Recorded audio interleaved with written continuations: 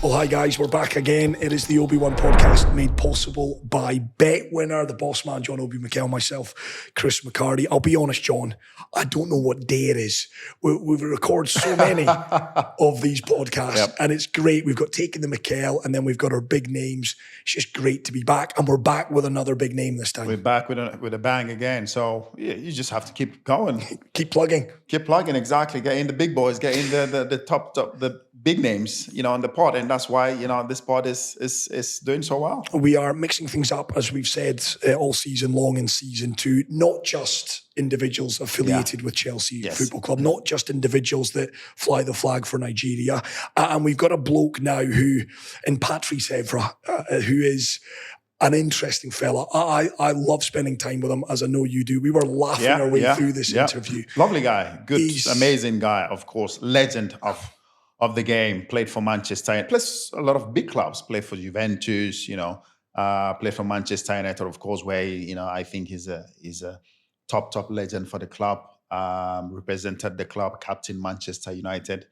And a guy who has a lot to say, he has his opinion, and his opinion is, you can't change his opinion. A bit like you. Exactly. That's why I like the guy. And that's why every time we meet up, we kind of like struck kind of like a good conversation, because we're both very honest and very open. And, when you have conversation with people like that, you appreciate, those conversations, because it's coming from a good place. And Patrice is one of those guys. And of course, he's doing well now after retiring. With his, I love this game. His social media is bonkers, John. Yeah, he's everywhere. He's everywhere. Everywhere. I spoke to him the other day, and obviously he said, listen, I live in my suitcase. I live in the airport. That's where I live. I live in the car. I live in the airport. I live in my suitcase. I'm constantly on the move. And I mean, his social media is absolutely blowing up. The guy is everywhere. Today he's in India. The next day is in China. The other day is in Korea. There is... I'm thinking, when do you have time to do all this? But that's just who he is. He loves traveling. He loves doing what he does. And amazing footballer. A guy who, played the game at the highest level, played the game with integrity, respect, and, And you had your run-in with him, though, John. You and Patrice on the pitch. Yeah, we did. You got sent off I got sent off, with a tackle that I had to let him feel that I was coming, that I was there. And I keep telling him, why did you jump like a little chicken? And his response? But of course, it's just respect. He wanted to win the game, anything to win the game, got me sent off. I think we lost the game. I can't remember, but yeah. You did, yeah. But no, it's part of the game. But I think, we're friends, we follow each other on social media. We both live in Dubai, so no, it's good. Ashley Cole, of course, I think everyone would agree, the best left back in the Premier League era. Did Patrice get close to him? It did. I mean, you can ask both. I think any of them can say I'm better. So for me, he was on that level for sure. He was on that level of Ashley Cole and Roberto Carlos. Obviously, you can say Roberto Carlos was a little bit level above both, but closer. They were both closer to Roberto Carlos. So for me, the best left backs in the world: Roberto Carlos, Ashley Cole, obviously, and then Patrice Evra has to be there. So for me, these three guys, they are still the best left backs that we've had in the world. So for me, top player, again, like I said, came to Manchester United as a nobody, nobody really knew who he was. And then, managed to build himself up to the ladder, and then managed to also captain the football club. Yeah. So for me, that's a huge respect for Patrice Evra. We flew to London. We caught up with Patrice in person, and it's fair to say what's upcoming now is, there's a lot of blockbuster tales, anecdotes, and there's so admissions. Much. There's so much. There's so much. I think if you can watch any episode, if you can pick one, I think this is the one. Yeah, you can't miss this. There's so much. There's so much that Patrice has said. So this is a must watch. Because there's so much. From everything that happened in his career, the whole thing that happened, Manchester United, Liverpool, and all that, everything in details. Yes. You don't want to miss that. No, absolutely not. And let's get to it now because, as I say, John and I, we caught up with Patrice down in London and we got an awful lot of time with Patrice. Luis Suárez, of course, he gets a mention as well. And there is a revelation in here pertaining to Cristiano Ronaldo that I know caught us both on the hop. So here is our exclusive interview with the Manchester United and France legend, Patrice Evra. Enjoy. BetWinner is your reliable partner in the world of sports betting.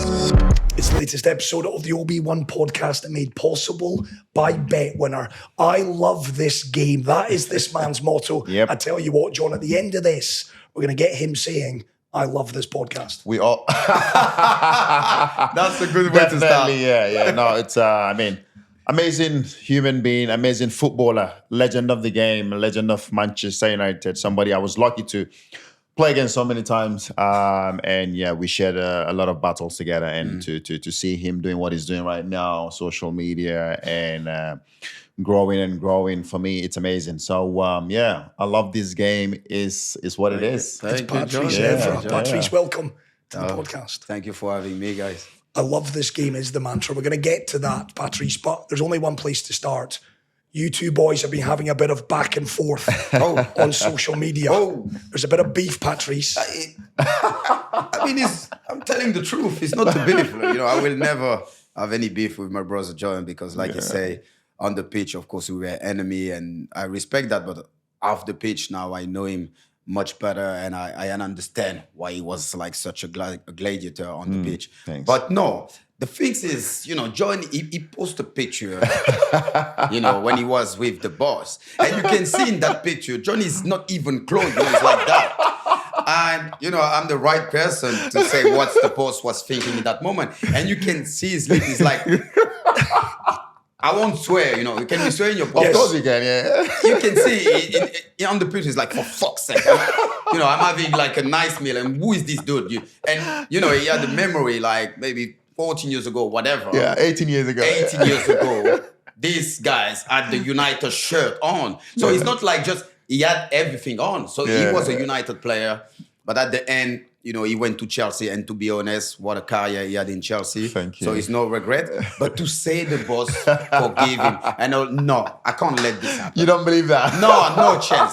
The boss never even forgive his own child. So, come on, he will never forgive that. The picture is not smiling. So after that, of course, I use the opportunity to post the picture when I'm with him, when he's like properly smiling and you can feel the love, but not the like, come on, what is this man? That's real love. John, you've got to put this to bed. Yeah. Did the gaffer, did the boss, did Sir Alex tell you, all is forgiven? Thank you. Let him answer. I want honest answer, John. But I think... you think? No, we met each other, obviously. But it's the first time I've actually met him since not like met him, like properly sit down with him, have a chat. But he was super nice. He was super nice. He was smiling. He was like, first of all, when I said hello, he was like, oh, the one that got away. Here you are. And there we go. and I was like, oh, boss, how are you? Blah, blah, blah. He's like, yeah, I'm good. Blah, blah, blah. I was like, yeah. He's like, he was telling everyone he was the one that got away, how much I really wanted to sign him, for the club. But obviously, 18 years now later, here we are. But it's past this now. But you could see from the smile. But he never definitely didn't say, I forgive you. No, but he won't. And especially after the player, he become at Chelsea, and when the Ferguson wants someone, he really wanted, and when he don't have it, for him, it's like he's a loser. Yeah, he never forgives, no? He never forgive. I have many stories, man. He never forgive. Trust me. You did agree to join Manchester United 2006, Patrice. I remember it well. It was January. You came in. What was that like, getting a phone call from Sir Alex to say, Patrice, I want you? Take us back there in that kind of first conversation. I'll be honest with you, I was playing for Monaco. I had interest from Liverpool, Man United, and Inter Milan. How old were you then? How old? I was 24. Okay. Then, my agent were like, oh, Man United is so big. And I'll be honest with you, I wasn't watching that much football, so I didn't know United was big. Really? I picked actually United because of Eric Cantona. Because I like his personage, he's a leadership, whatever. He's a legend for Manchester United. Exactly. Yeah. So I say United, and I remember when I signed, my agent were overexcited. But for me, I think in that time I was quite a little bit arrogant because I was the best, young French left back, but also a French player of the year. And normally only a midfield or attacking player like Zidane or Henry win this trophy. I reached the final Champions League with Monaco in 2004 against Porto. So playing with National, I was like a big player. Yeah, okay. And I remember when I signed for United, my first game against Manchester City, my debut. Wow. And I'll be honest, when people ask me, what is your best memory, the game you win? And I always say that game. You know what, John? Because he made me realize my feet weren't touching the ground and he put me back to my place. Really? Yeah, because we play, I training with the team only 3 days. So imagine coming from Monte Carlo, you arrive in Manchester in January, windy, like raining, cold, a disaster. Beautiful Manchester. Beautiful Manchester. Then, actually in Manchester, I lived for 9 years in Manchester. I only done 3 barbecue in 9 years. To show you, but I love it. If you tell me where I feel home, I will tell you Manchester. So 3 barbecues in 9 years? 3 barbecue in 9 years. I promise you, John, one day. You see why I didn't choose Manchester? Exactly. Because of the weather. Okay. Boss. Exactly. You were right to not forgive him. Anyway, then after that, we 3 training sessions with the team. New player, new environment. We played the derby against Manchester City. We play at 12. First time in my life I play at 12. Wow. I'm not a good, big Early breakfast person. Okay. Then I remember Sylvester, Luisa, my follower French, they were eating pasta and beans. So I tried to do the same. So I said, okay, you need to adapt. Adapt to the culture. So I do the same. John, Chris, I went to my room, I feel sick. I start vomiting and everything, I feel sick. No. So I say, should I call the doctor or the boss?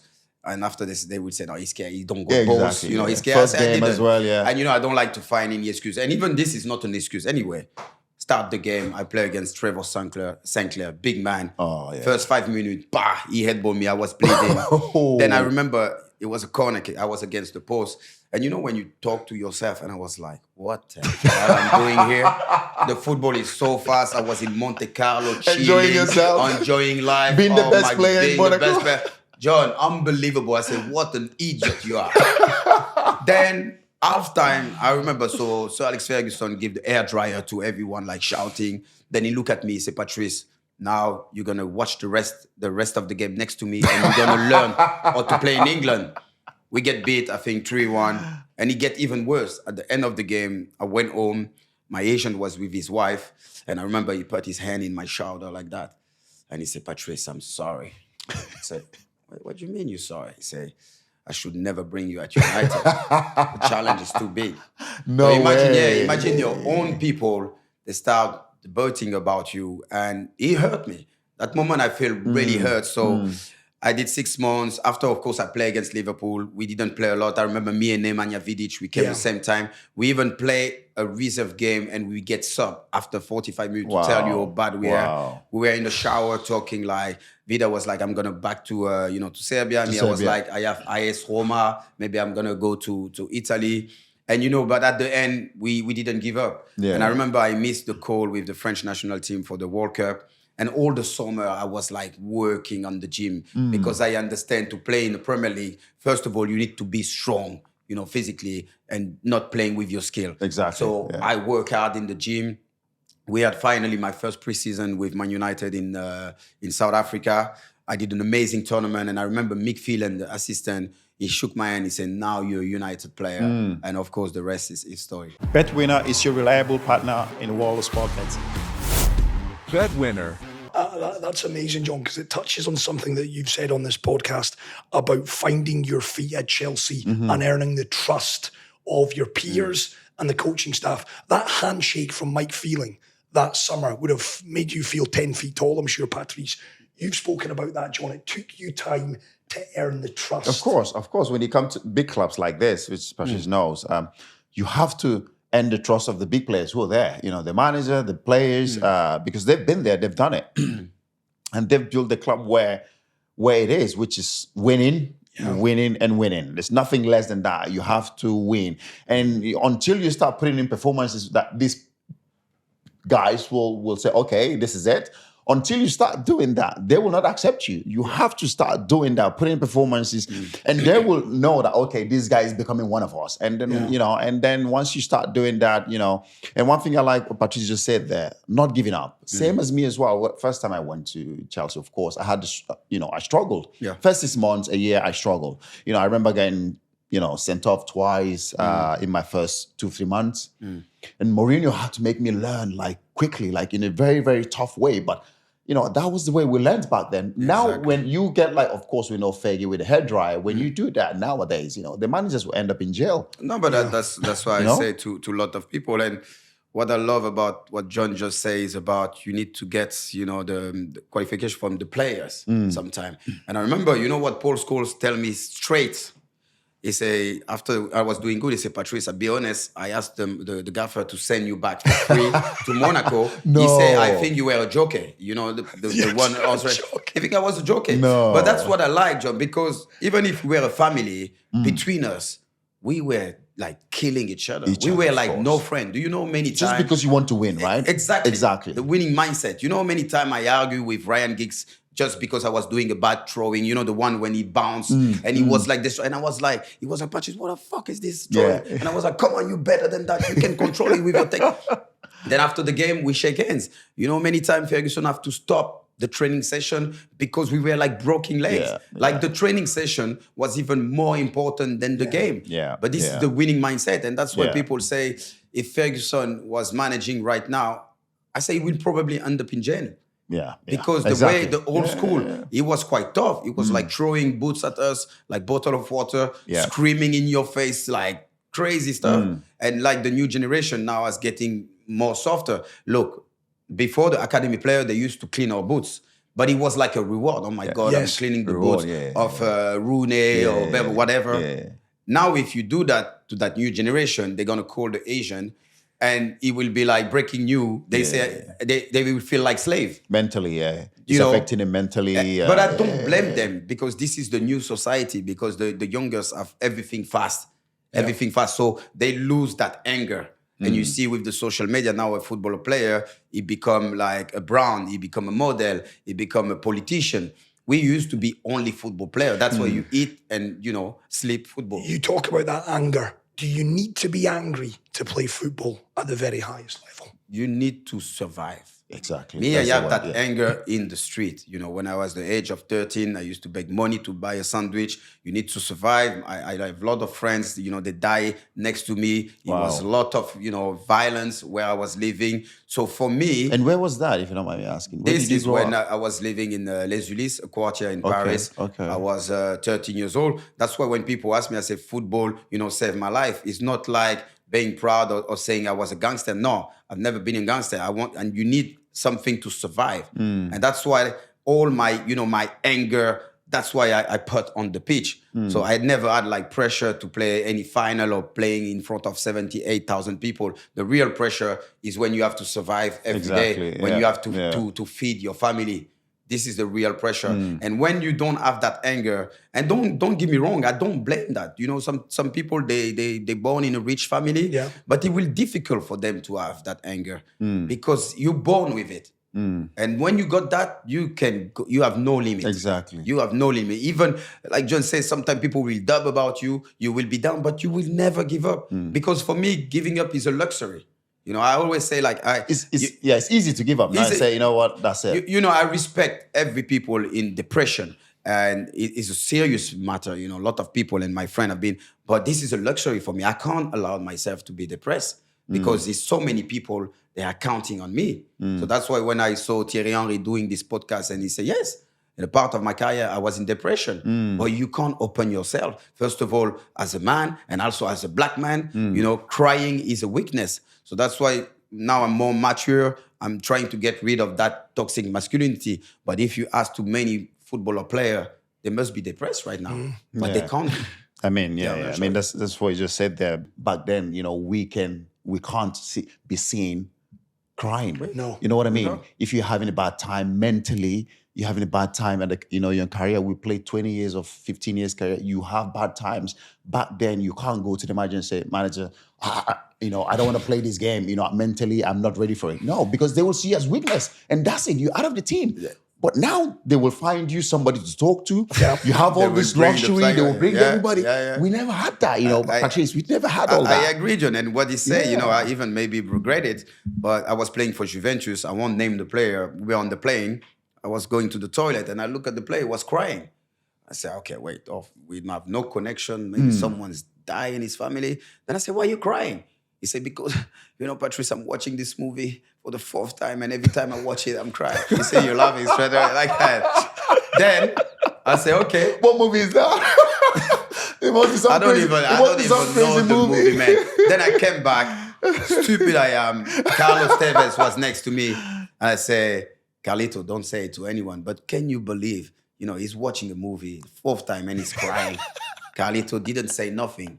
Soon as we land, Tevez, I remember, in front of the manager, he say, boss, we can't go to war when we got player, they crying in the movie. I was like, Carlito, he killed me. So to tell you, now, maybe I regret it. I should have said nothing. Yeah. But this is that the toxic masculinity, the football world is living. Yeah. I've got to admit this. I've cried many a times at 36,000 feet, boys. Whether it's The Notebook, whether it's Room. There are some sad movies. Yeah. Patrice, I'm going to defend your Juventus player on that. But all jokes aside, that mentality, I wonder, you've talked about depression, and Thierry, you're right to say that. He was open about it. We've talked about your first 6 months. What is the lowest point of your footballing career? Was that 6 months the toughest? No, to be honest, Chris, it's difficult because for me, I believe in God and the universe. I think, you have to face, challenge. At the age of 13, for me, is when I was living in the street. When my dad left the house, I was 10 years old and, I've got 24 brothers and sisters. We are 25, yeah. My dad never watched TV or he lost the remote. He was 25. Yeah, why are you laughing? It's my private life. That is incredible. No, I know. My dad, his 1 bedroom. I promise you, even if you're a man, you cross that bedroom, you get pregnant straight away. And I've got 92 nephews. And they all call me Santa. Remember we talked about that, in Doha in the summits. Everybody just thinks you owe them something. You know what I mean? I know you have. You're growing up. You've talked about it a lot. I never opened up about my growing up. I was born in a very, very poor family. I had to scrap the same on the streets and the slum. We have to try to make it. And once we made it, for us, like you say, once we got to the Premier League or once we got to where we were, we knew there was no going back. We have to stay there. And we've always talked about it. Making it is difficult, but staying there, as me and you did it for such a long time, and to have the career we had is so difficult. I think everyone want to make it, like you said, John, but to reach the top of the pyramid, sometimes by luck, you can reach the top, but to stay at the top, that's when, you have to make a lot of sacrifice, and sometimes you're going to have tough time, but I think, tough time is part of life, and that's the way I grew up. I don't like anything for free. I need to sweat. I need to sweat I need to work out. I say to people, working is a luxury. And this is, the winning mindset mentality. And you're born with it. Also with my mom, she's a really strong woman to feed all those children, when my dad, left. That's why I say my mom, she's my hero. When people say, where your strength come from? I love my dad. I respect my dad. But this all come from my mother, and there's no way back. And I remember I told my mom, my first contract, what I'm going to do, I'm going to buy you a house. And that's the first things I did when I had enough money to buy a house. So this is, for me, my biggest achievement. I did the same in my profession. That's what I mean. First thing I did was buy my mum's house. It's amazing listening to you, Patrice. I'm getting a feeling now. I'm starting to understand. Sir Alex Ferguson famously said that he saw you as a manager. I think he named 2, didn't he? You and was it Ryan? You and Ryan. He said, them 2 are built to be football managers. I'm starting to get a flavour for that now. At what point do you feel that you won Fergie's acceptance? Because Fergie's spending time with you every day, your personality shining through. At what point is there a moment where you looked at the gaffer and said, I've now won his complete trust? To be honest, it was the semi-final against Barcelona, 2008. First time I played against Lionel Messi. And the boss, he started his pitch like that. He said, guys, today, if we lose, all on blame on Patrice. No. I swear. That's the way. You can ask Gary Neville, everyone. Wow. So I look, I start, okay. He said, I don't care about Lionel Messi, the best player in the world or whatever. If we lose, it's all down to you. Whoa. You got this, Mr. Evra? Yes, boss. And I remember. Well, that's a big statement for you to It's a big statement. speak. But I like that. Yeah. John, when the he challenge, said that, the challenge, I said, okay. Now, he exposed me in front of my Everybody, teammates. yeah. I can't let people down. I can't let him down. I can't let my teammate down. So first leg, I had an amazing game against Messi. He passed me only once when he put the ball over my head, but all the game challenge. And I remember even Gary Neville come, everyone, Rio, wow, Patrice. And the boss, he shook my hands. He said, you got ball, Patrice. Wow. And from that day, I win not just Ferguson confidence, but to all the dressing room also confident. And I'm talking about 2008. So I was already 2 years. No matter if you prove in the Premier League, of course, the boss was like, because of my height, when we play against Bolton, or Stoke, and he see I could jump really high, then, you build the confidence. For example, I gave the example of Gerard Piqué. When Gerard Piqué lost all the confidence of the boss is when we play against Bolton. And I remember Anelka just moved Gerard Piqué and scored a header. And after that game, the boss say, you're not ready for the Premier League. You're going to never play in the Premier League. Wow. And we were all pushing to say, like, what a player, give him a chance, give him a chance. Then after he went to Barcelona, he win like a World Cup winner, Champions League winner, or whatever. So that's the way as Ferguson, he give you one chance. Wow. You have to take it. And Rio and Nemanja. I mean, it was, for Gerrard, a young boy, he's got those two who were, alongside yourself, Gary, Edwin van der Sar, that back five, it still holds the record.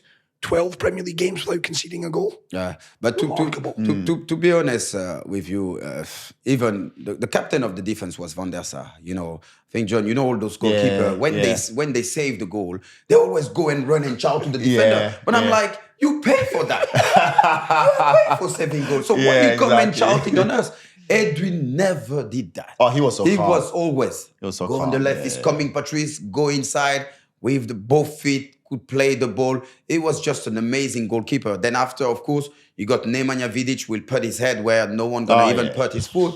You got Rio Ferdinand, Mr. Rolls-Royce. Good on the ball. He will ball. play a game. Yeah. His shirt will still be clean because he anticipates and everything. Yeah. You got Gary or West Brom can play outside the right. Myself. No, we were really strong, but we were like unit together.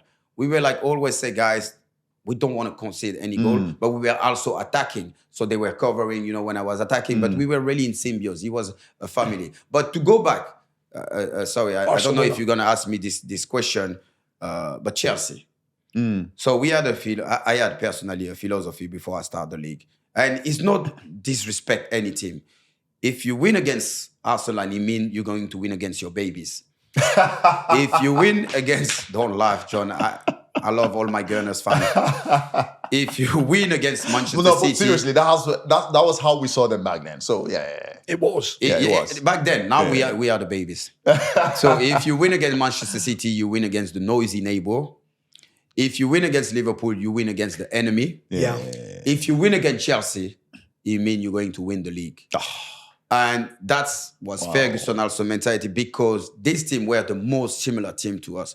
Men, personality, leadership. Yeah. So every time we beat Chelsea, we know we're about to win the league. You can see in 2008, fighting for the league, fighting to the Champions League. It was unbelievable. So that's why I always had so much respect for Chelsea. Arsene Wenger, the week leading up to facing Chelsea, Arsene Wenger would change. Of course. His demeanour would change. Was it the same for Chelsea and United? Of course.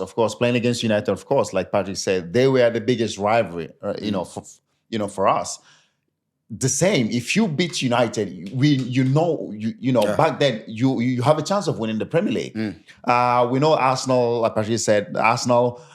Back then we know how to rough them up. We know we win. We rough them up, we win. Exactly. And of course Spurs, same. And then Liverpool, but it was between Manchester and Chelsea. We know every time we beat these guys, we have the chance of winning the Premier. And that's just how it was. The rivalry. Was there, like Patrice said, the man, the character, the fighting spirit, the way we all competed was the game was so good to watch back then. It was good. And at the end of the day, you know, we never liked each other. We never liked each other. You know what I mean? It's just because we wanted to win. They want to win. We want to win. And you could win. The beauty of both of your sides, you could win in so many different ways. Yeah. You could be physical. You could then play. You could defend without the ball. There were so many different ways that your two teams We could adapt if we can play football, but when we have to go to tough place like Stoke or whatever, the warrior, Exactly. soldier, let's get ready to fight. You know, it's not disrespecting Arsenal, but that's what Ferguson was saying. Guys, if you want to play tiki-taka with them, we're going to lose. They are better than us. But smash them. Make sure no one of them don't leave the pitch without limping. Rough them up. Rough them up. And that's the way you win against Arsenal, and it's the truth. That Chelsea team, Patrice, I remember I actually watched it last night. You were sent off for a tackle I will tell you that story. against this man. I will tell you that story. I think, you know what I like about John, and now I see him smiling and laughing like myself. You know, off the pitch, we can be funny and love banter. But John never like even smile on the pitch. Because I remember, I was like, but this guy is a robot. You know, you look at him, even when he shake your hand at the, you know, and I was quite the same. So what's happened? He get a yellow card. And I remember half time, he doesn't deserve the red card. I will tell him where I play because I know, you know, he was like angry and everything. So what I did, I go with the ball and I always do that. I just cut my legs first for you to kick it. Then after you get the red, but that was the goal. I remember Ferguson half time, he say, we need to get sent off John. Because he's, you know, he have like strong personality. Get him, go on him. Every player, go on John, and he worked. You know, I know he's a dirty job, but now I'm really glad. Yeah, exactly. But it's the truth. Exactly, they wanted to win, and they knew, you know, I was a young player. I was full of fire. I wanted to compete, and that was what the Premier League was about. And you know, you just said it now. Everybody finds a way to win. It doesn't matter how you win, dirty, whichever way you wanted to win. You have to win. And that was, I know we talk about the competitiveness so much, and I'm sure this new generation will be like, oh, you guys talk about, but it was what it was. We're not lying. The competitiveness, we hated each other. Johnny, now before you, before game, you see them, they're hugging each other, they're doing all this. This is not old school. Like I know Roy Keane when he say that, but it's the truth. Do you think when I was looking that team of Chelsea, I will look at them, hey, and you know, I was playing national team with Anelka, with Malouda, Mikel, but I didn't care. When it was the game, it was a fight.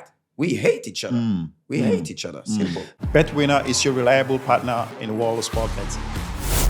BetWinner. That was actually Avram Grant's first game in charge, September 2007. Jose had been sacked. We fast forward to Moscow. It's a great memory for me. I know it's not for you. It's a great memory for Patrice as well. That game, Patrice, I read an article. Wayne Rooney talked about Sir Alex's team talk being stuff of legend. He said that... They steal it for me.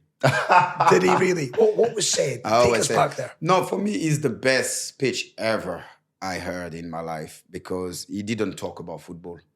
He just picked each individual and talk about their life experience. So he speak about Carlos Tevez surviving, you know, in Buenos Aires, when Rooney in Liverpool, Anderson in the favela. And of course, he mentioned Patrice. Imagine his mom, you know, what she have to do to feed like 25 children and everything. So before the game, we all had goosebumps. And you know what he said? He said, I already won. He said, I already won. Look at this dressing room. So many different nationality. And you all together. So he said, go outside there and just enjoy. But me, my trophy is already there.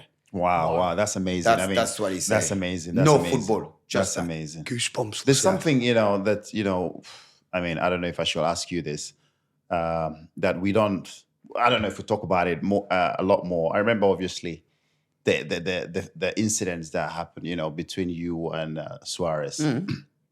You know, I think that whole thing started pretty much when that happened. It became, you know, started to come out a bit more.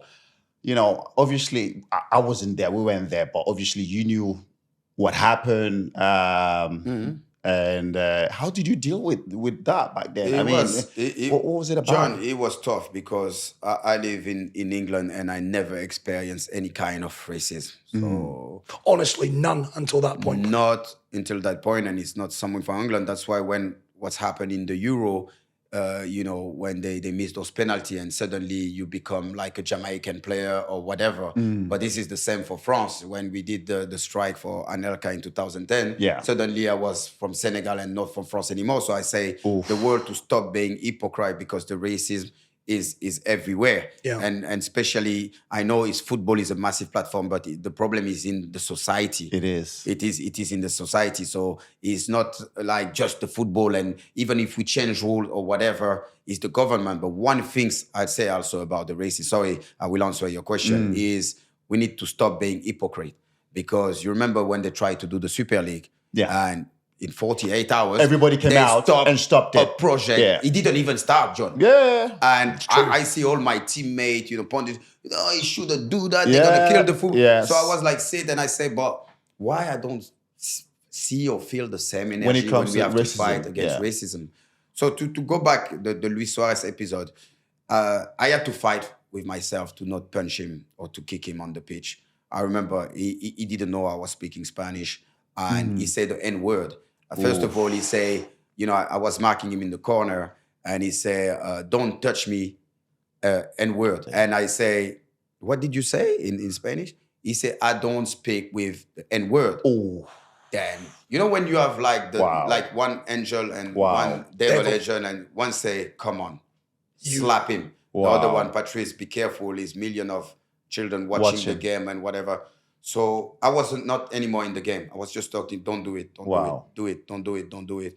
Then at the end of the game, when I went in the dressing room, I just sat there, and the boss came. He said, Patrice, you had a good game. What's the problem? And David De Gea said, no, I heard, Luis Suárez call him the N-word. Then Ferguson said, come with me. And we went to the official and the referee, and we make a report. But I didn't know he was getting that big. Then the next day, boom, blew up all over the paper. And the things I weren't there. Like some people say, stop crying. Why you want me to cry because someone tell me the N-word? Like when I was 17, when I was playing in Italy, I was the only black player in all the Sicily, and people were throwing banana on me when I was on the pitch or making the monkey nose. So I live that. So I can face that. The things is like, actually, I was the victim, but people were like behind Suarez. And criticizing you. Exactly, criticizing why he's crying or whatever. What am I going to cry? Then I remember even I did a Monday night with Carragher 9 years after the incident. He didn't talk about it before the show. And before we started, he said, I would like to apologize about what's happening 9 years ago. We shouldn't have wear the shirt support Suarez, because he was like already found guilty. I received an email from the owner of Liverpool. You're more than welcome to come to the club and everything. This is home. No, it will never be my home. Thank you for the invitation. But to tell you, everyone, they realized after that, they even regret it. And worse, I received so many threats and letters at the club. No. People in jail from Liverpool saying we're going to get. I've been followed. They were following me. I need to have the security. But I'm from the street, John, and it's fine. But because it was my ex-wife and kids, so my brother said, no, Patrice, just make sure, So for 2 months, I had like every day. You were so scared. You were not safe. You don't know what was going to happen to you, your family, your kids. But I, to be honest with you, John, I didn't care. I was more worried about my family. Then one day, and I put it in my book, I was in Selfridges in Manchester, Deansgate, and I was with my brother, and I saw Luis Suárez. Oh, I said, that's it. I remember I take off my watch.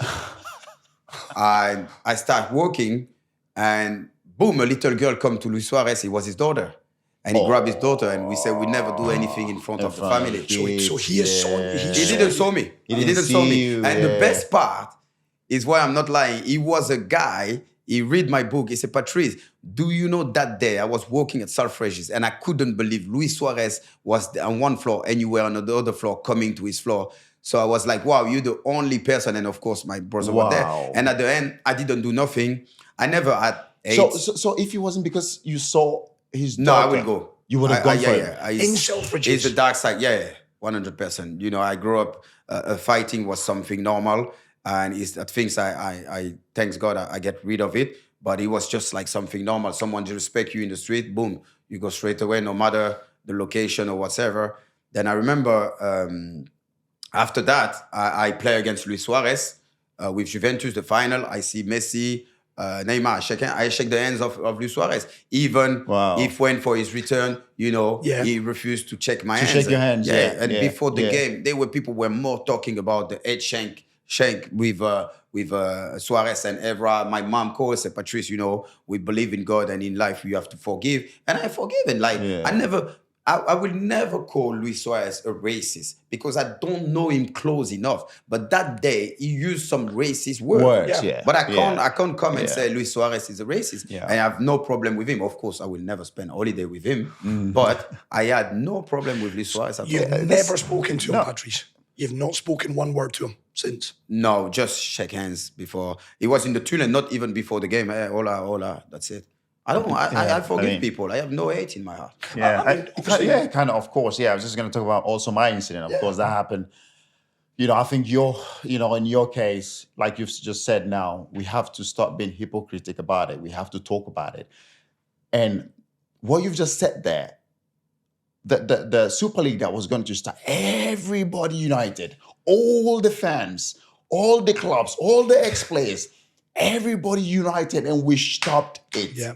Why can't we stop? I will tell you, and being honest, people being racist to each other. I'm talking with lots, of president behind the scene and, trying to make different law. But do you know also, no one in the stadium, like at a racist or whatever, get punished. Yeah, you get punished out of the stadium. But what about the law? Yeah. You know why? The reason why they stopped the Super and all of that is because you touch their pocket. But racism, you don't touch their pocket. I'm being really straight. And that's why he will never... I have faith. I'm support all the organization when they say no to racism, all of that.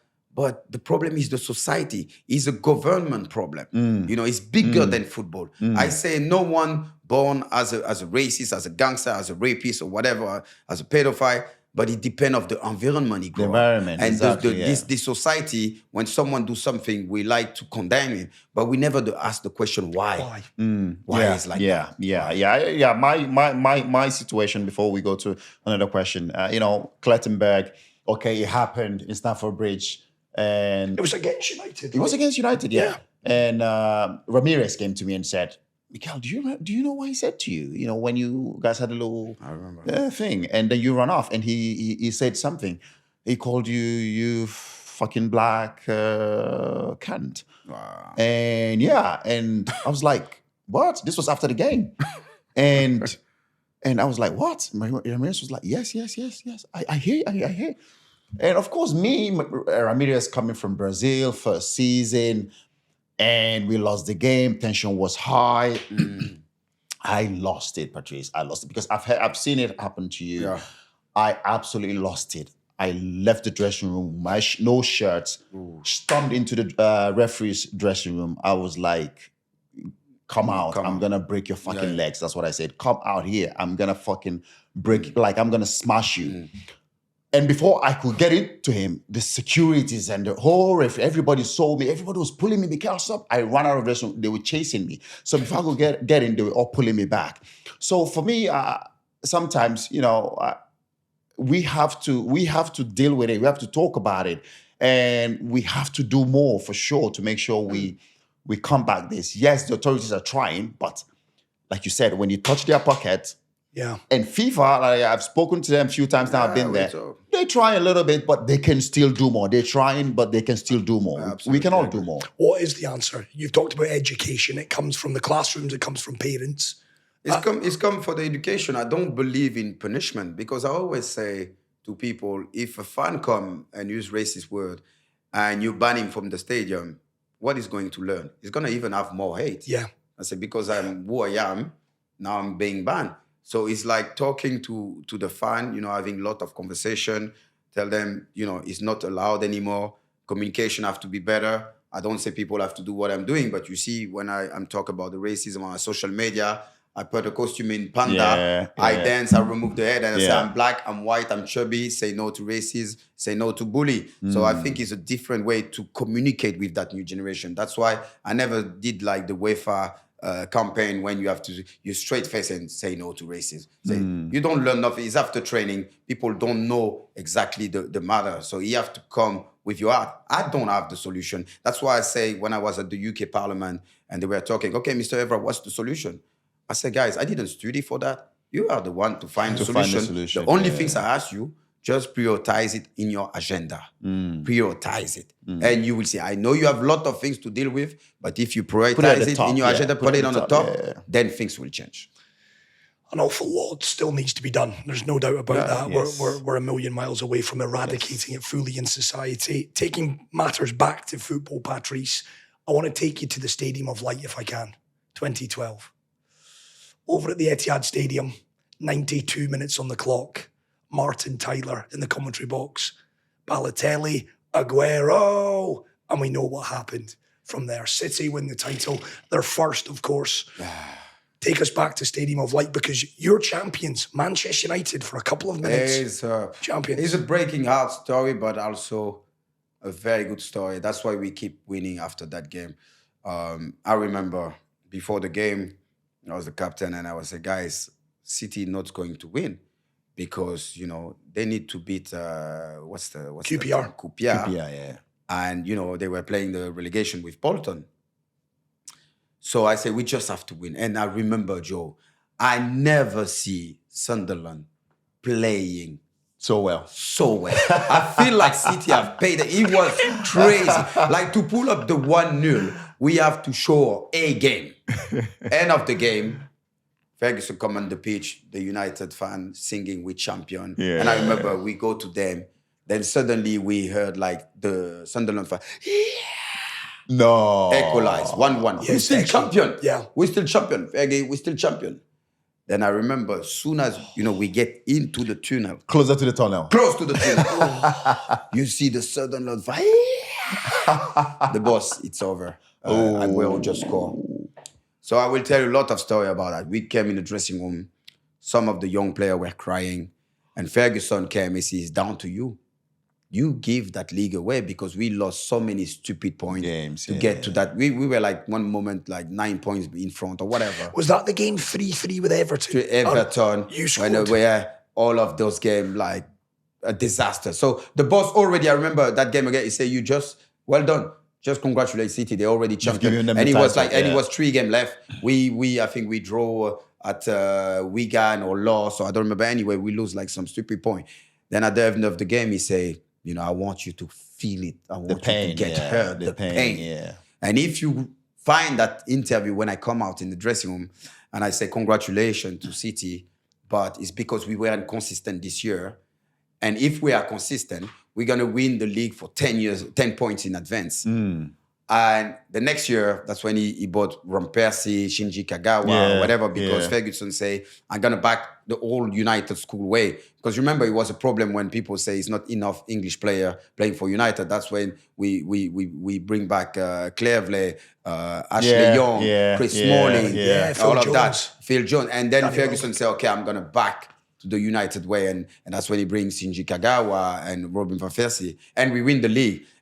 And I remember when we win the league, I say, guys, last year I made a mistake. I say we're going to win the league for 10 years, but actually for 10 points, but actually we win 13 points. So sorry for my mistake. But you know what? That game, I don't accept it. And okay, City have been champion. Yeah, it's because when Joey Barton gets sent off, so the game stopped for 10 minutes. Then Bolton was still playing, and they were losing the game. So someone, and you can see Mark Hughes. And used to be a City player and a City manager, is doing this like it's over. So that's why you see the celebration, Samir Nasri with Djibril Cissé jumping to each other after the game. And you can see they just kick the ball away because they don't care. They save. So I think that incident changed the narrative of the story. Did you grab Samir? Did you grab Djibril when you saw them and said, hey? No, I didn't grab them, but they were laughing. But they were like, Patrice, they were safe, we were champion. And that's what's, you know, changed the history of that. It just shows, again, what Patrice just said, you know, back then, how Fergie was. Yeah. Lost the title at the last day of the season. Comes to you guys and say, right, We lost it, bro. From now on, we're fucking winning. We're going back to the way we have to play winning. And it just shows how much he still wanted to win. He knows he can still get the best out of the team and they can still win. I mean, you guys went on to win how many titles from then? Like one before he left, 2013. Exactly. It was the one because he said, guys, but enjoy the pain. That's why I remember with Ferguson, he see player crying, he was happy. Yeah.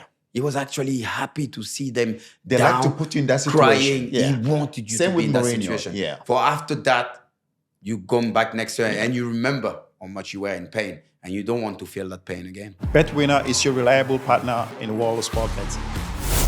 BetWinner. And Mourinho, Is the fire is the fire in the belly. They know they can get you there. They can get you there. I know I've talked about Mohamed Salah, Kevin De Bruyne when they were at Chelsea. Mourinho made Salah cry in the dressing room because he knows he can get the best. He knows what Salah can do. He was trying to get the best out of him. And those boys knew that, okay, he was too tense. We need to go away and develop. And they went away. Salah went to Roma. Kevin De Bruyne went to Germany. And watch them today. Best players in the Premier League. Yeah. Their career has gone from now. Now, when I watch Kevin De Bruyne play, for me, it's a joy to watch him play. But also his personality. Yeah. You see how many times he tell the F word to Guardiola. To Guardiola, exactly. But that's what he say. Like people say, oh, Mourinho have them. No, Mourinho was building something Inside him. Inside them. Because I remember Benzema, when he was in Madrid, he said, Patrice, Mourinho is crazy. He's the worst. You know what he was doing? After 5 minutes, when he see I wasn't scoring goal, he was asking to Higuain to go warm up. So Benzema was looking touchline and start running everywhere. He did like a press conference. He say, "Oh, do you want me to win the league?" And he was talking about Benzema when I have cats. I need lions. I need lions. But you know, this is the old school, and like John said, we love that. I love that. I don't like Ferguson give me color. I like Ferguson when, you know, he tell me like give the hairdryer. That's the way we are. That's when you get the best of us. What was the worst hairdryer he gave you, Patrice? It was a fake one. It was a fake one, and the story is, I say it many times. So we were winning against Tottenham 2-0. I was playing one of the best games, you know, since I joined United. Halftime, I came, you know, smiling, feeling good about myself. Gixie tell me, oh, Patrice, you're on fire, score safe. Then the gaffer, you know, he sit and he didn't speak for 10 minutes. It's 15 minutes. When he doesn't talk for 10 minutes, it means someone is in trouble. Mourinho's like that. And he looked at me. He said, Patrice, you okay? I said, yes. He said, are you tired? I looked, you know, nervous like, what the hell is talking about? What's going on here? What's going on here? He said, why you pass the ball back to Van der Sar? I said, boss, in 45 minutes, that's the only pass because I didn't have any solution for only one pass, back pass. He stood up. Wow. This is one of the worst fucking game you play for United since I signed you. I swear, if you pass the ball back again, you're going to fucking watch the rest of the game next to me. Spitting. So I stood up, you know. I started biting my lips, you know, because I don't like the injustice. And I said, this man is going crazy. What's wrong with him? Like something is wrong.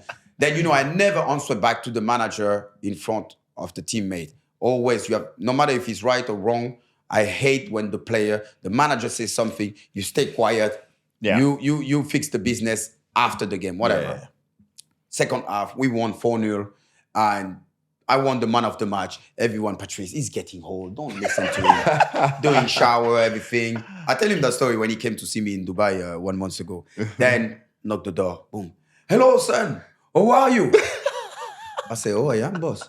What's happened yesterday? Oh, Patrice, you were the best player on the pitch, you know, but the problem, Cristiano was start doing some skill. We were missing some change. United fan, when they pay, they need to watch entertainment. You score 1 goal, you have to score 2nd, 3rd, and 4th goal.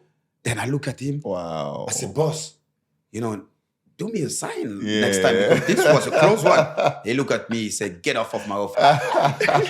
So I closed the door. Then I realized this is management. Yeah. You know, he used the best player on the pitch to send a message. Example to everybody else. Because they were like, if he's destroying Patrice, what about us? Yeah. And he woke, and this is Ferguson. But yeah, I crossed the line sometime with Ferguson twice. Once he gets well for me, second one bad for me. So the first one is we play against Manchester City. I was playing many games and I didn't play well. So we were going to play against Stoke, and Peter Crouch was there. And Peter Crouch ate me because I'm quite small, but I can win the ball against him. You know the contact. Then I come in training, John, and the boss. You never know the team, but because of the training session, who's going to play on the left or the right. Yeah. Then I remember train, and I see I wasn't, with Gixie. It was Alex Butner, the Dutch guy. Yeah. Then I remember René, the assistant. He come to me. He said, "Patrice, so why are you not happy today? What's wrong with you?" I say, "It's not my birthday. Why you want me to smile?" He said, "No, but normally," I say, "I'm not paying to be a joker or to smile. I'm paying to play and to do my job. Yeah. Why I'm not playing against Stoke? No, the boss didn't made his mind." I say, "Hey, listen to me. 7 years I'm here. Why I'm not playing." It didn't. End of the training, I went to the boss office. Open. "Oh, Patrice, what do you want? Why I'm not playing? Sunday?" "No, but Patrice, I see you against City. You were tired. You play every game. I need to give you rest." I said, "I don't need any rest. I will rest. When I die, I have plenty of time to rest. I'm going to play." "No, but I already tell the kids he's going to play." I said, "Boss, I'm going to play. No one going to win the header against Peter Crouch." And I went out. Wow. Then I remember he didn't say nothing. The day of the game, I remember he pulled up the board. Boom, I was in the starting 11. Ooh. And I see Alex Butner face, because the boss didn't even have time to tell him because he made his decision last minute. We won 4-0. I had a great game. And I remember after the game, the boss came, he said, "You got balls, because trust me, if you let me down in that game, you will never wear the United shirt." Wow. And he shook my hands. Then I went to Butner and I said, "Sorry." I said, "Alex, you were supposed to play. I apologize, but I wanted to play that game. I wanted to prove something to the gaffer. And now, we play the Coca-Cola Cup." It was the FA Cup. I said, "Now you can play the Coca-Cola Cup and I can rest." So this is, the day where, I had a good feedback. The second one wasn't that great. We were in Sweden, pre-season, and we had the pre-season in Chicago. We were supposed to travel to Chicago. My ex-wife lose their water around 4 a.m. in the morning. Ooh. I panic. I remember I went downstairs only with my underpants and a jacket. And I remember I say to the security, "I need a plane. I need to go to Paris." And they say, "But Patrice, where is your pants?" And I look, what the hell? So anyway, I was panicking. And I sent a message to the boss. And I said, "Boss, I'm going because my ex-wife is losing the water and everything." And I remember he sent me a text. He said, "Patrice, of course, family first. Take care of yourself. I give you 4 days off." So I arrived in Paris. My ex-wife didn't give birth yet. Everything was perfect. I start putting my clothes, in the wardrobe and everything. Everything. She gave birth. Everything was good. Then I made that mistake. I called the boss. I said, "Boss, yes. Oh, the mom is fine. Yeah. The baby is fine." He said, "Well, good. You're gonna get your plane tomorrow morning." I said, "What do you mean, boss? You give me 4 days off." No. We're playing against Barcelona." I said, "But boss, this is a friendly game. It's a preseason. I don't care. I need you. The flight is going to be ready tomorrow morning, 10 in the morning. Boom, he put the phone down. Ooh. I look. I remember my ex-wife. Whoa. "What's the matter?" I said, "I have to go." She said, "I told you, this man is the devil." This man is the devil. I was fuming, John. Tired. Imagine the pregnant, everything. Yeah. I remember I arrived in Sweden. Then we were all in the table. And when the gaffer talk, everyone is quiet. Yeah. So he was drinking his soup and he looked at me. He said, "Patrice, so how did you name your daughter?" And in front of everyone. I said, "I don't know, boss. You tell me to come back. I didn't even have time to give a name to my daughter." Ooh. Silence. Everywhere. You couldn't hear nothing. Ooh. I said, I fucked up. We traveled to Chicago. That day was something like 38 degrees. The pitch was hard. Imagine me not sleeping all the night, become a new father, and I start the game. And he was playing it over, and I start, John. Then after, it was 30 minutes left. I start feeling my legs. Your legs. And I go on the floor, and I did this. When I look at the bench, I remember the dog was start come. I see the gaffer stopping him. And he looked at me. He did this. You stay. You're going to die on the pitch. I finished the game. My feet were burning. I could have get injured that day. And he came. He said, "Next time, you don't disrespect me in front of everyone." So, yeah. He remembers everything. He remembers everything. He remember everything. Wow, that's crazy. I mean, animal. yeah. It just tells. I mean, managers, they find a way to get the best out of the players. Do you ever think, John, what it would have been like to work for him? Oh, I still think about it. I mean, it would have been great, but then I mean, I knew, Mourinho. Mourinho I'm the as well. same like you. Yeah. I wish I've been coached under Mourinho. Well, Yeah, What I'm heard. you know what you said when you come into the second half and you're not playing well. He doesn't speak for 10 minutes. Mourinho was like exactly like that. Mourinho comes in. Obviously, he goes in before you guys come in, and then everybody sits quiet. Everybody we're silent, quiet. Everybody take off their shirt. You've got towels, drying yourself. And he's in the toilet. He's doing a wee, like, and then he comes out. He comes out of the toilet, and then he starts walking with his zipper. The boss did the same. His zipper open. His belt is still trying to, tuck his shirt The boss on. do His the tie. same. This is crazy how you say it. And then he comes in the middle of the room, and then he takes a towel. Still quiet. Everywhere silent. Takes the towel, wipes his shoes, clean his, puts it on top of the table, wipes his shoes. And then comes to you. If he's taking you off, he comes to you. You don't want him to come to you and part to you. He's like, thank you very much. Thank you very much. Thank you very much. You're out. You're out. And then he goes, you fuckers, you. And then he starts, the drinks on the table is flying and everybody's taking cover. The table is flying. And then he says, you all go out there and fucking win. You have to go out there. You play like elephants. You can't fucking run. You have to run. You have to tackle. He goes at everybody, and we go out there like fucking animals. Animals. And we come back. Either we draw the game or we win. And then he comes back and say, "This is my team. This is what I want from you." That's the same. Like he said in my podcast, he said, John, if I do this, what I did to you guys now, to this new generation, Mikel, I'll be in jail. Because it's true. And then, Fergie leaves, Patrice, and we're going to be wrapping up soon. I know you've given us so much time. Yeah. Fergie, don't worry, he's gonna pay me. I'm John sure have he a lot will. of money. He's from Nigeria. Come I'm Scottish, Patrice. on. The biggest billionaire in the world. He is. When Fergie leaves, it was a day that I'll never forget. News breaking, because we thought he was just going to go on forever. Comes out, Fergie's off. Kathy made a promise to Kathy. Kathy, his wife, had lost her sister. Yeah. He was done. He was done at that football club. Did you cry? Nearly. One of the most sad days. I didn't cry. I was in shock. The reason why is 2 weeks before, he brought me to his office. He said, Patrice, look at those people. They think I'm going to retire. I'm going to be another 10 years. But we need to win more Champions League. He said, Patrice, Cristiano Ronaldo, I agree, 99% to come back. And Gareth Bale, he needed 200 million.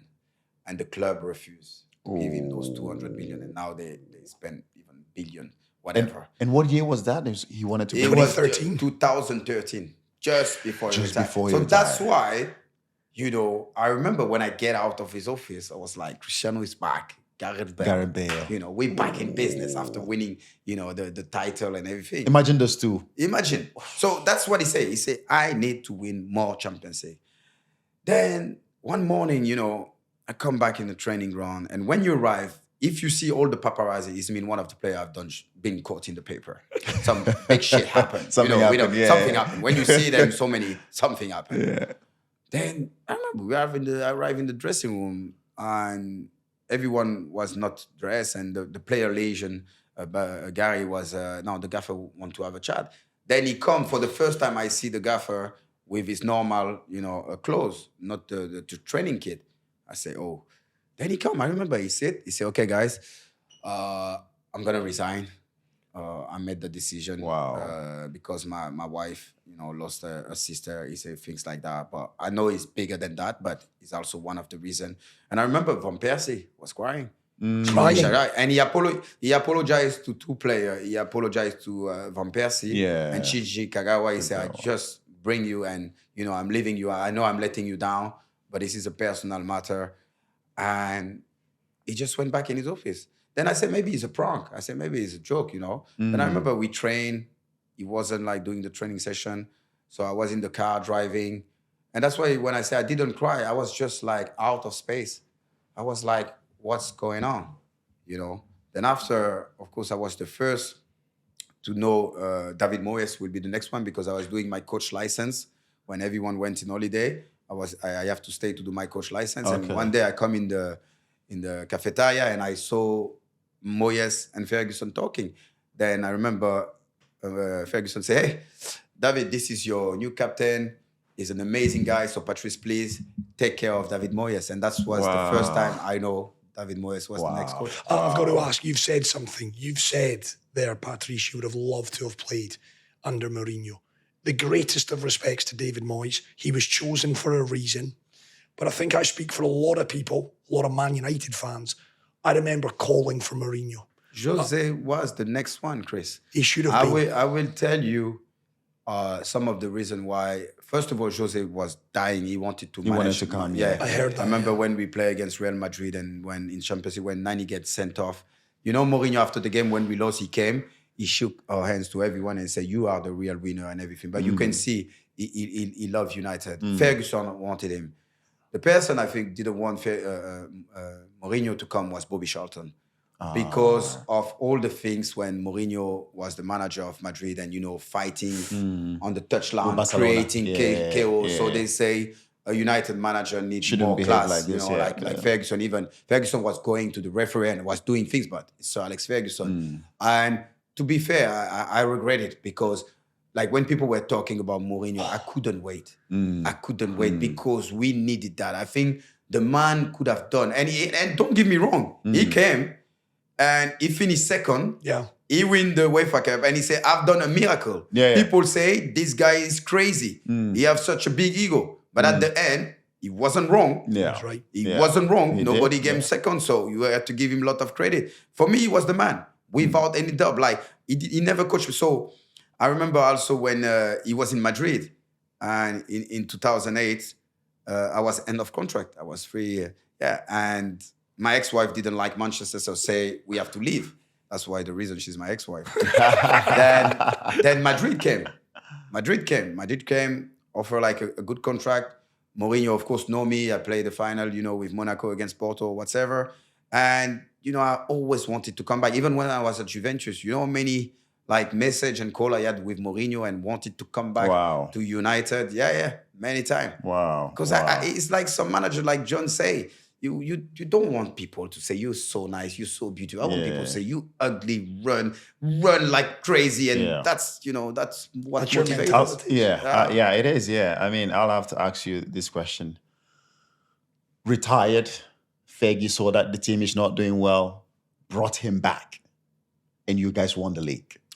How good was Paul Scholes? No, but you have to ask me that question. You know, Fergie saw that there's something missing. I have to get him back. How good? I mean, I watch him play. I trained with United a few times before you know, the whole crazy thing. But I trained with. But how good was Cozy? I mean, I promise you, we're gonna start. He's the only player Sir Alex Ferguson never give a hairdryer.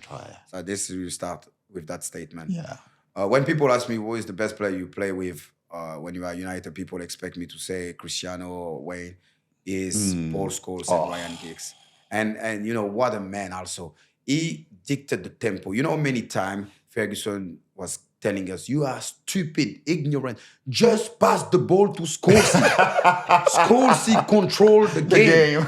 And you know, Scholes was so also nasty on the pitch. Sometime in training. But he's got the worst tackle in football history. He can't tackle. I will tell you a story that he's clumsy. He can't tackle. No. So every time in training, he go hard and he loved me. And every time I was like, Scholes, what's the matter with you? Did I owe you some money? And his best answer was always looking straight in my eyes, say, why not? And walking past. And like John said, he can't tackle. We play against AS Roma, Champions League. Oh, yeah. He had a yellow card. Half time he come, Ferguson, please. Please. Don't tackle. You can't tackle. You know you can't tackle, son. We know. Don't tackle. After 10 minutes, Scholes, boom, yellow card sent off. I promise you, John, we lost 2-1 at Roma, then after we beat them like 7-2. But we were like more happy to see finally it's gonna get the hair dryer than losing the game. Everyone was like, oh my God, Scholes, they're gonna get it. Yeah. We arrive in the dressing room. Guys, we should have win the game, blah, blah, blah. It's such a disappointment. And he looks Scholesy. I told you were tackle. Why you do that? For fuck's sake. That's it. We were so disappointed. You were waiting for the hairdryer. We were like, come on, John. He can't do us like that. And he didn't get it. But after the return, we beat AS Roma 7-1. Yeah. And Scholes also have an amazing game. So, you know. I'd remember that win. Alan Smith, Ronaldo, it was a great win. And Patrice, the last goal. Yeah, you mention as my well. name, please. I don't want to finish on this, Patrice, but I need an answer. 5 Champions League finals you played, and a lot of people forget this. You won it, sorry, John. You won it in 08. Yeah. But you lost it in 04, Monaco, Porto. Yeah. You lost it in 09, Barcelona, Rome. Yeah. 11 at Wembley. Yeah. 15 against Barcelona again in a Juventus shirt. Yeah. What's the defeat that hurt the most? The Rome in 2009. 9. You know why? Because again, even if you ask Ferguson, is one of his biggest regret. We played the United way. We were so arrogant. I swear, John, you know, before the game, because we beat them in 2000, I was 100% sure we're going to win easy. And we start very well. You did, yeah. And Guardiola destroyed us, I remember. Messi was on my side. Then he said it in an interview, and I was pushing, and Messi wasn't tracking back. He said to Samuel Eto'o to come on my side. Samuel Eto'o was following me everywhere. Even if I was going in the toilet, he was there. Yeah. I said, Sam, you're a striker, man.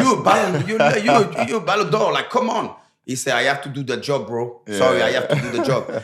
And after they scored the first goal, and my God, Xavi, Iniesta, Busquets, that midfield, and they were playing against Anderson. Yeah.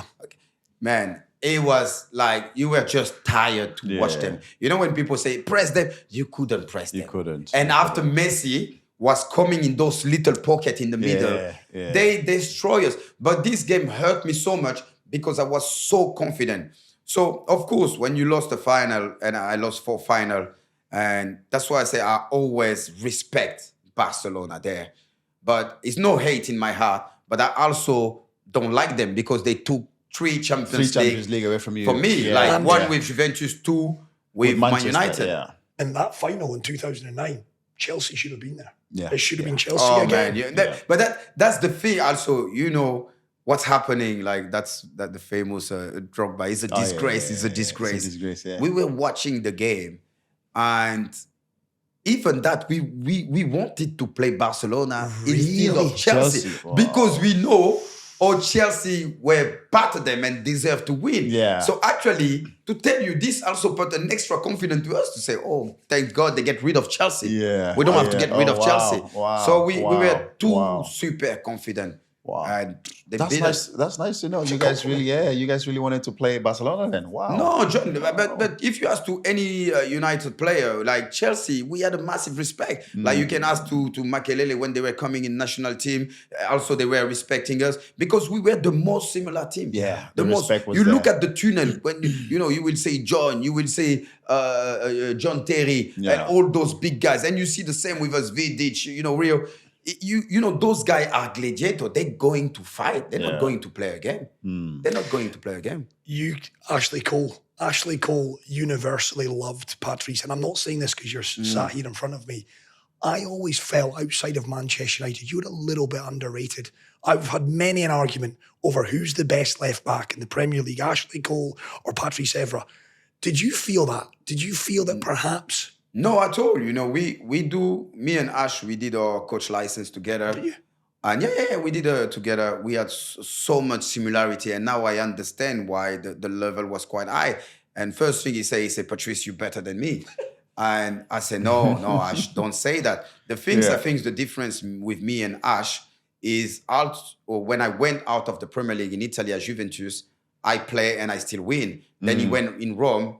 It didn't happen the same way. You can't compare us, but now I understand because we had the same aggression, the same mentality, the same energy and fighting spirit. And people shouldn't compare us, but I'll be honest, like people say I'm the greatest left back in the Premier League. They say it's Ash. I really don't care because I love the player. I love the man. I spent 2 weeks with him, like doing my coach license, and we are the same pedigree. At the end, we are the same pedigree. That's true. The opinion of people, I really don't care. It doesn't matter. That's true.